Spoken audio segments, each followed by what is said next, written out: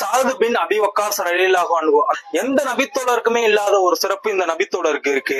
பொதுவா ரசூல்லாவை பார்த்து மத்த நபித்தோழர்கள் எல்லாம் பேச ஆரம்பிக்கல, என் தாயும் தந்தையும் உங்களுக்கு அர்ப்பணமாகட்டும் அப்படின்னு சொல்லி இந்த சொல்லாடலை பயன்படுத்திட்டு தான் பேச ஆரம்பிப்பாங்க.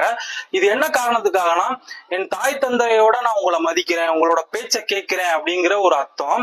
இப்படி நபித்தோழர்கள்லாம் ரசூல்லாவை பார்த்து இந்த சொல்லாடலை பயன்படுத்துறாங்க. ரசூல்லா இந்த சொல்லாடலை யாருக்காவது பயன்படுத்தி இருக்காங்களா அப்படின்னு சொல்லி நம்ம தேடி பார்த்தோம்னா ஒரே ஒரு தருணத்துல தன்னோட வாழ்க்கையில ரசூல்லா பயன்படுத்தி இருக்காங்க.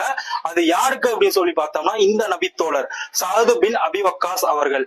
எந்த தருணத்துல அப்படின்னு பார்த்தோம்னா உஹது போர்க்களத்துல நம்ம சாது பின் அபி வக்காஸ் ரலியல்லாஹு அன்ஹு அவர்களை பார்த்து ரசூல்லா சொல்றாங்க, என் தாயின் தந்தையும் உங்களுக்கு அர்ப்பணமாகட்டும், நீங்க அம்பெறீங்க அப்படின்னு சொல்லி சொல்றாங்க. இதை English வெர்ஷன்ல shoots at may my father and mother be ransomed for you அப்படின்னு சொல்லி வருது.